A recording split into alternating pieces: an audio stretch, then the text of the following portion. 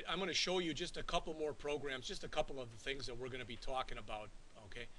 I've got to also check, I don't know if they put it on here. I had asked the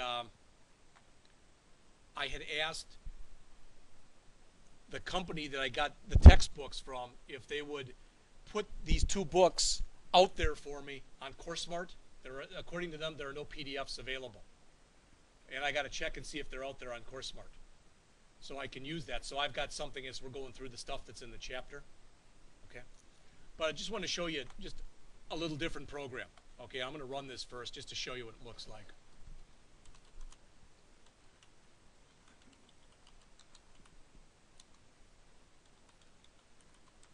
All right, this is Scrabble.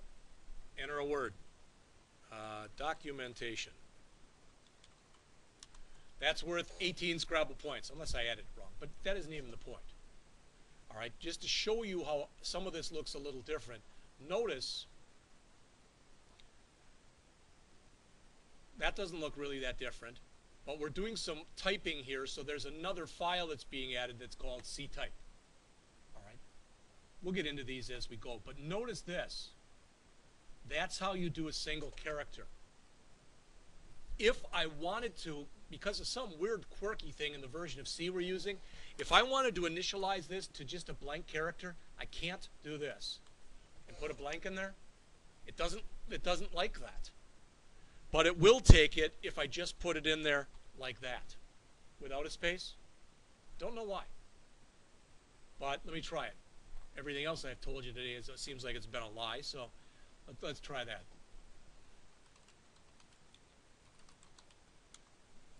Now it didn't like it. Okay, then let's try it the other way. Maybe I told you backwards, but I didn't think I did. I'm going to put, oh, I didn't put equals. Sorry. Equals, single quote, space, single quote. All right, save it and run it. Now it liked that. So let's see if maybe I told you backwards. I didn't think I did, though, but we'll try it anyway. Okay, so now that's just single quote, single quote. Error, empty character constant. So there'll be some quirky types of things. I got a thing yesterday, an error that I'd never seen before, because I made an unbelievably stupid error. All right, when we get to that point, it'll make sense to you, because you've got to do some stuff in C that you don't have to do in other languages. And I forgot to do it. All right, so what are we doing here? We're telling you to enter a letter. So you enter a word. Then this basically says go through the word a character at a time. So keep going through the word a character at a time until you find a new line. So I typed in documentation. It says the D, then the O, then the C, etc. But it's doing it a character at a time. It says, oh, that first character was a D.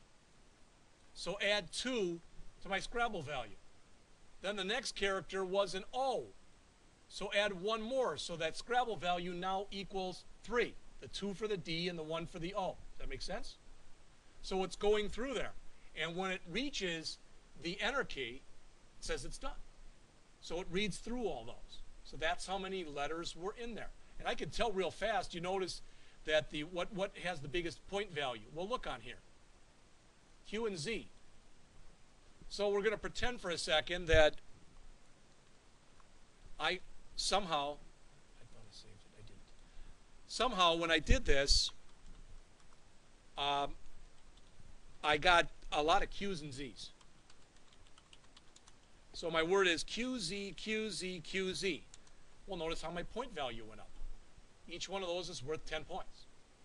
But what I wanted to show you from this, it's not a hard program, but notice in the case, I can do a switch here on characters. You can do a switch on characters in Java also. But the value that's in here has to be what's known as an ordinal value, O-R-D-I-N-A-L, which means it has to have a unique successor and a unique predecessor. What's the successor of A? It's B. What's the predecessor of B? It's A. All right? So it allows you to do things like that. And yes, this would be case sensitive, because that's all I'm checking is this. So technically, if I run this, that was a good question, and I write hello, it's okay. It's not case sensitive. Did I do something to check the case? There, we We converted it to lowercase first. But if I do take that out, and I run it, got to recompile it, and then rerun it, now it's 0. Okay? But you'll find that a lot of the string functions that are in here are very similar to the string functions that are in Java. Now, I've gone out and actually researched this a little bit online, and the people who created Java, they vehemently say that we did not base this off of C, which is just total BS. All right? But what they basically claim is it's a totally different disjoint language. It's not. There's a lot of similarities. The good news is that's one reason that I have you do the Java first, because it should make learning C a lot easier. And you'll notice too, plus equals, remember that from Java? That's just a shortcut to say Scrabble plus equals 1 is, as we should know by now, just a shortcut for saying Scrabble value equals Scrabble value plus 1. Either one of them will work.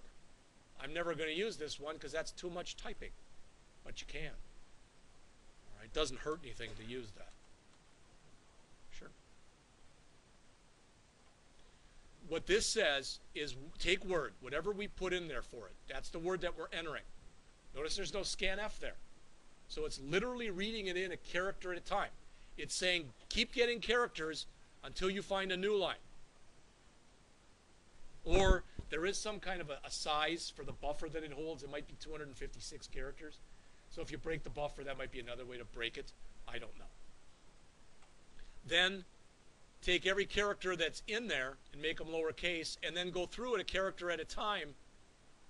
And that's actually what it's doing here, is a character at a time, make it lowercase, then grab its value.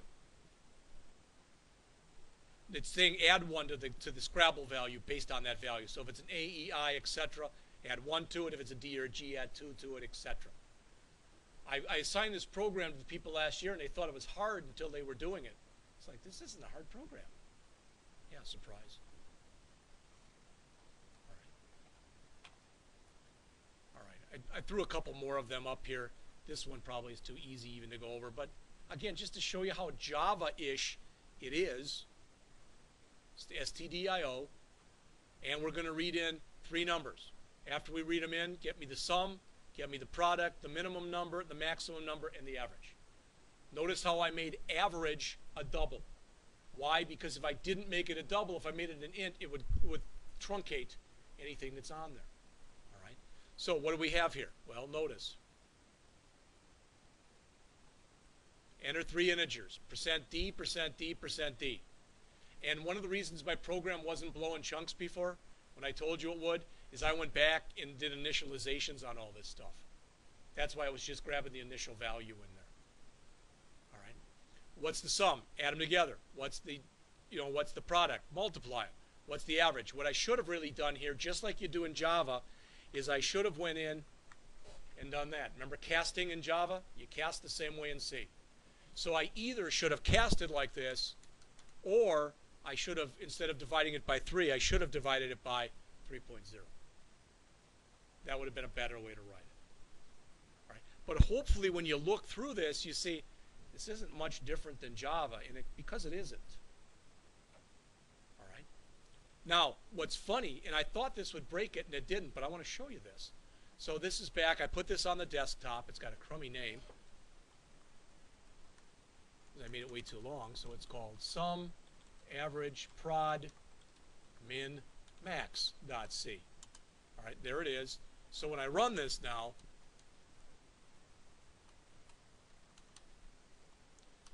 and notice it's asking for integers, and it was a %d. Watch what happens, because I went in and I initialized all that stuff. Hello, pi,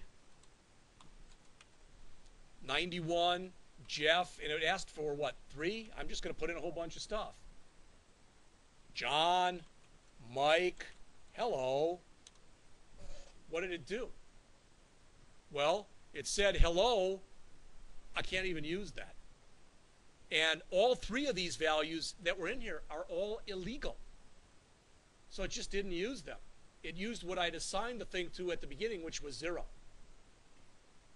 All right, now I'm not sure if I went back in here And I can do this, try to do it quickly.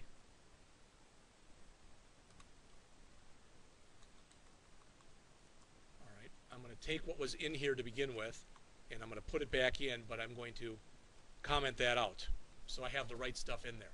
But I'm going to go and take all these that I put in. I don't know if this is going to break it or it's not going to break it, but I'm trying right now to break the program. Because Mike had asked before, what happens if you break the program? So that's what I'm trying to do right now. So I've got all these variables declared, but I haven't initialized any of them. In C, if you don't initialize variables, they should be garbage. So I'm going to try to compile it again. Compile's clean. Try to run it again. Hello world 27.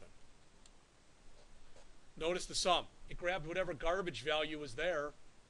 It added those garbage values up for these two, and it added 27 to it. All right. Something had 0 associated with it, so that's why you got the zeros here.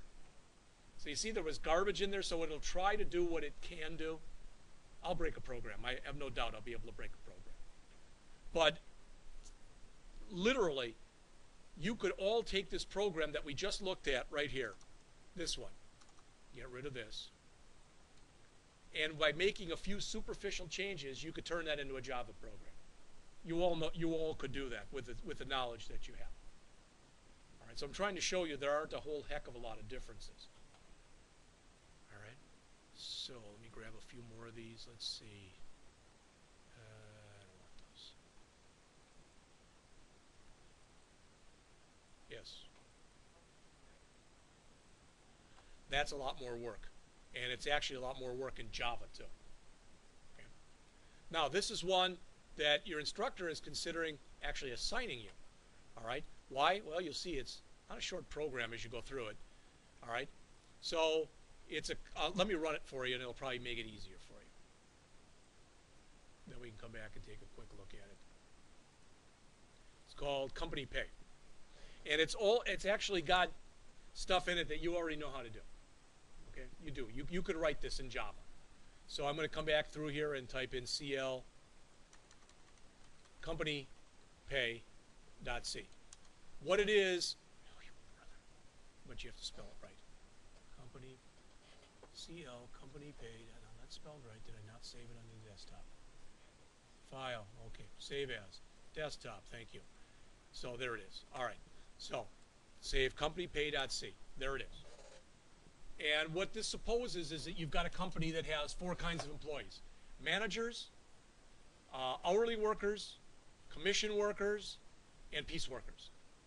Managers have a code of 1. Hourly workers have a code of 2. Commission workers have a code of 3. Piece workers have a code of 4. Okay? That said, that you know enough now that I can run this for you and show it to you. Okay, so enter a pay code. 1 for manager, 2 for hourly. First of all, I'll enter something bad. All it does is it re-shows it to you. Okay? So, 1, manager selected. You have to enter a salary greater than 0. I don't want to enter a salary greater than 0. Well, you have to enter a salary greater than 0. I just defaulted it to 0. So if you enter something illegal, I could have put it in a loop to put it in there too. All right? So, let's do some valid ones. Manager. Let's say the person makes $2,000. So there's their pay. Pretty obvious. 2, hourly worker. How many hours did they work? Well, 50 hours. How many hours? What's their rate? 10.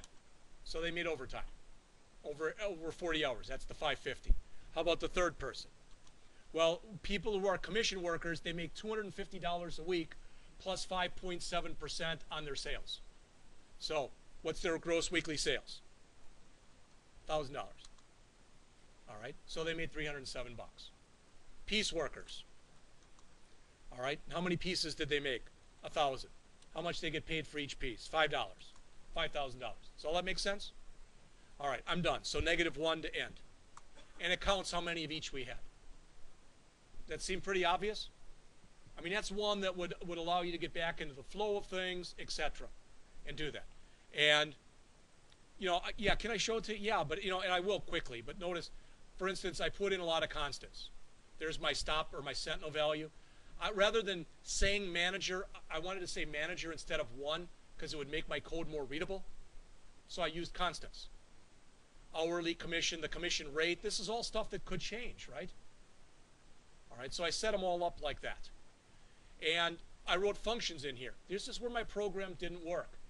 In C, this is one of those things, if you haven't listened much for this class, fine, but listen to this one, because I'm going to break the program right now. I'm going to put errors in it. In C, if you write functions that don't return type int, and would you agree these don't return type int? You have to go and prototype them at the beginning of the program. So you've got to say, I've got 4 functions here. They all return nothing, and they have no parameters. See that? But I'm going to take these 4 lines, and I'm going to comment them out. And this is the error I got yesterday. You saw it worked, so I purposely now want to run it again. It says redefinition, different basic types, and I was like, what the hell is that? I've never seen the frigging error before. And what it says is, if you go back, I just went and grabbed the first Stack Overflow I found that said, hey, in C, if you're going to put in a function that you're going to have that's not going to return an int, you've got to do prototype it like this. So Zach comes in and says, that's fine. But I don't like it. I don't want to prototype it. I refuse. Can I get around that? And the answer is technically yes. But then what you have to do is you got to grab main, and you have to put it down at the bottom of the program. Okay? Now notice it's at the bottom of the program. Now if I run it, now make me a liar again, because this has been such a great period. See how it ran? So you either have to prototype them if they're going to be after main, or you have to put main after them, because then they've already been defined. But if it's an int, you don't have to prototype them like that.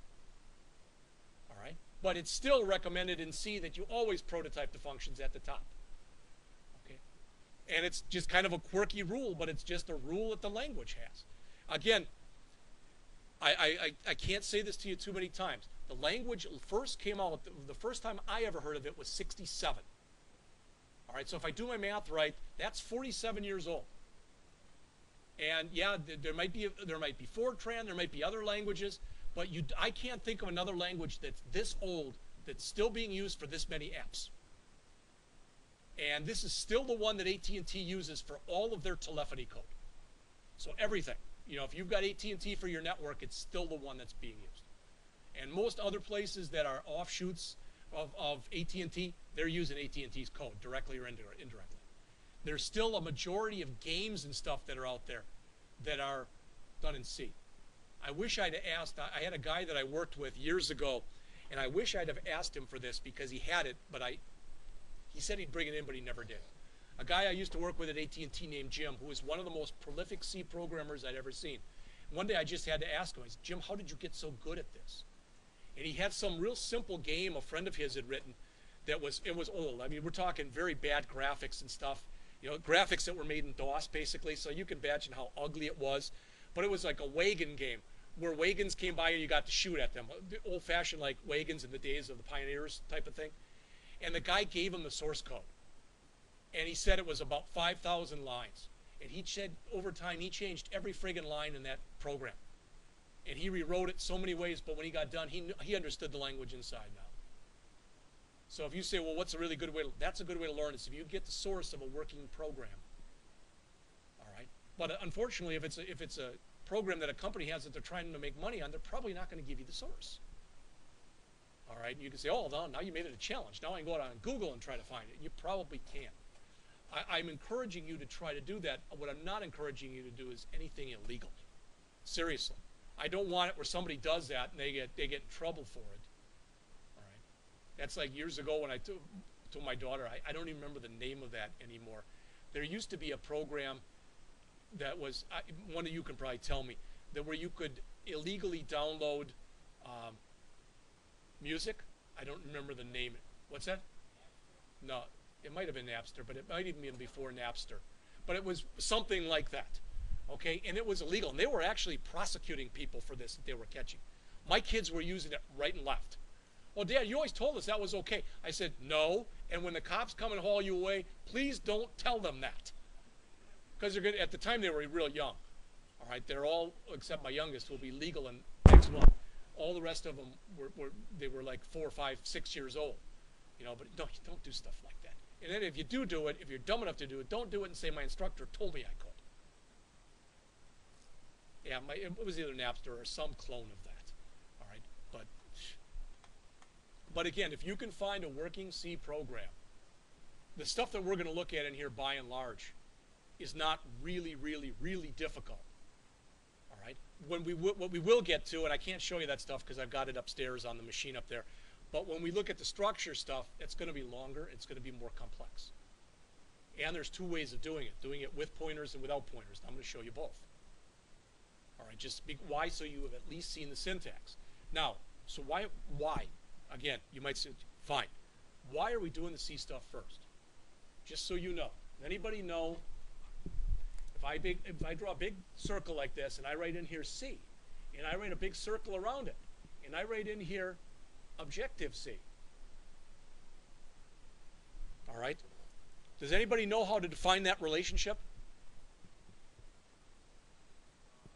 Wow, Julie Bellman time. Oh God, you're driving me nuts, Jeff. Right. Or, you're right.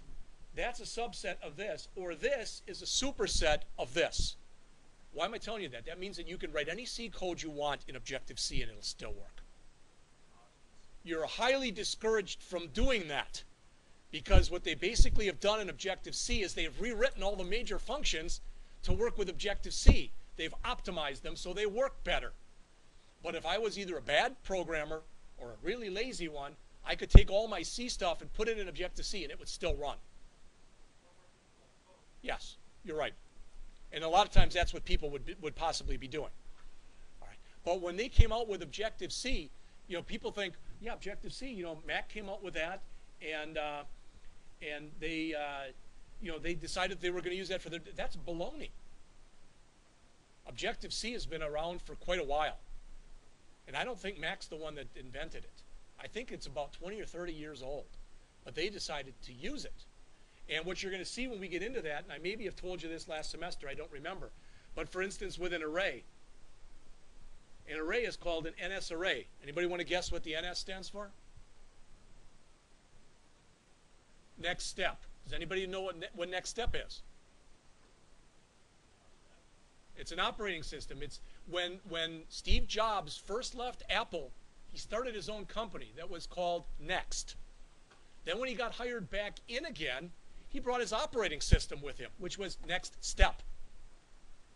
All right, so you're going to see almost everything we get into Objective-C, all their data types, etc., they're all going to be prefaced with NS. And I think either that's their salute to him or he's got such a big ego that he did it himself. I don't know. I have absolutely no idea. And he's not around to ask anymore. All right, but it's one or the other. What you're going to see when we get into working with, for example, just so you can see a little bit of it, because we're basically finished. But for example, if I want to work in Swift, I can do this.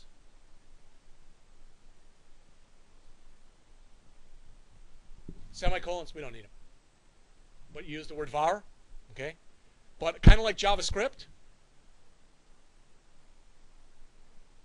you can do that. Then you can change the type of variable that it has in there, because it's smart enough to figure out by what this is, what kind of variable this is. You see what I'm saying? That's the same way JavaScript does it. So it's both strongly and loosely typed. It lets you be strong type, but if you don't want to, you don't have to. And before you say, screw that, I'm always going to do it this way because it's easiest. This runs slower because the system has to reconcile what type of data it is. It's got to do checking and stuff on it. Here, it knows it can only be a whole number. So it's going to run better. So, you know, there's programming practices and there's bad programming practices. All right, and some of the stuff with Swift, they're still deciding exactly what that should be and how that should be done, etc. So there's still a lot of stuff that's, what is it, TBD, to be decided. I just wanted to show you, let's see.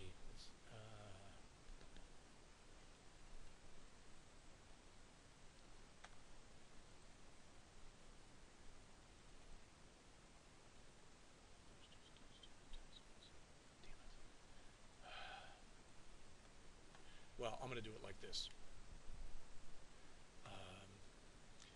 What I've been doing you may or may not care about this, but this is it for the class.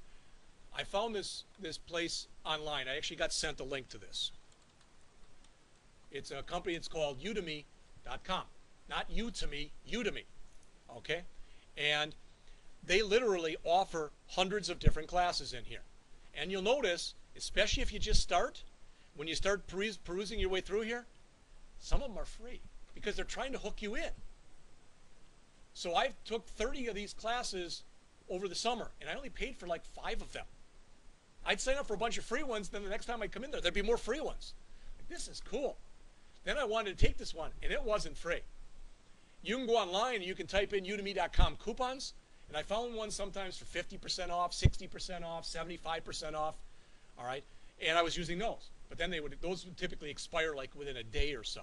So then I started going. But they have, you know, if I go look through here, what do you want to learn today? Swift programming. All right? And there's even more than the last time I was in here. But I wanted to show you. Let's see. When I find it, I'll show it to you. So that's already like 10, 12, 14. I'm taking this one. This guy is pretty cool. His name's Rob Percival, and it says web developer and teacher. He's actually based out of England. And if you take a class with him, I got this class, and it was on sale last Friday, Thursday and Friday only for $49. All right, so I signed up for it. And hopefully BTC is going to reimburse me. We're still talking about that. All right, so, but it's really good. He also has his own hosting company, and if you do sign up for it like this and you pay for it, you get a free year's worth of hosting at his company. So I'm in the process of moving some stuff that I've done over there. I'll let you know how that works, all right, when I get there. But again, notice that. So that's 2, 4, 6, 8, 10, 12, and then we get page 2. And there's more. I'm trying to remember the other ones I've signed up for because I've actually signed up for, I did this one too. They teach you how to make a clone of Flappy Birds, but they do it in Swift. All right, so I'm going through that one. The problem is, for instance, let me show you again that first one that I just mentioned to you. You might say, oh, this isn't bad. Yeah, but look at it, because like I said, this was my summer, and so I'll go to this course. I'm not going to sign up for it. I'm already taking it. But notice, so for example, I'm just going to say take the course. Okay. Yeah, that's fine. Whatever. Well, I got to have it show me. Let's see. There. So look. There's 90 tapes in it. They range anywhere from 5 or 6 minutes to a half an hour. Now, there's not actually 90 lectures in here because every second or third one is code. He gives you all the code for what he does. All right. Now, I can't because basically I can't just sit there and say, well, you can take, I took the class so you can have the code. But we can rewrite a lot of the stuff. I don't think there's anything wrong with doing that. So that's some of the stuff that I'm going to use. And literally what he has you doing here is he has you build, I think it's called build 15 different projects using Swift. So that's what I've been working with. But for instance, let's just say as an example, just so you know, let's say that, well, I don't care about that, but I want to learn, what's that friggin' Joomla that you're talking about? They've got courses literally in here. And what this place is kind of a clearinghouse. In other words, they must contract out with all sorts of different companies. Because I've had, my only word of advice to you is if you decide you want to do this, all right, look at the person's name, and usually if you choose one, almost always, you won't hear it because I've got the stuff here, but do the preview, because some of them are taught by people who it's very hard to understand. I'm not talking their ethnicity. Some people just kind of talk, and it's all like that. I'm listening to one of them, I'm like, my God, did this person actually charge money for this? Some of them are people of other ethnicities, and I could care less. One of them I watched the preview the other day. He was Oriental. He could be Oriental and he could be born in the United States. He speaks better English than I do. Another one, the person had an English name, but I couldn't understand a word they were saying. All I'm saying is before you lay out money, I would at least go through the preview and listen to it. And if you say, well, I don't have money for that, I understand that too. But I've gone through a bunch of these. All right, I can show you if you're interested, not today because again it's upstairs, but I've got 30 certificates from them. That's what I did this summer. My wife told me yesterday, it's the first time in 33 years. She said, you know, I've been watching you, especially the last few weeks. She said, this is the first time I've ever seen you working at work at home where you constantly look pissed. I told her she knows me way too well. So, all right, that's all that I had. So again, next class, we'll look at some more of this. We'll look at some code, and your virtual desktops will be up, and we'll write some code. All right? So I'm going to bounce back and forth between being in the book and having us write code. But I don't see any reason why in 6 weeks we can't at least tackle most of the C. Maybe not every bit of it, but most of it. All right? That's it.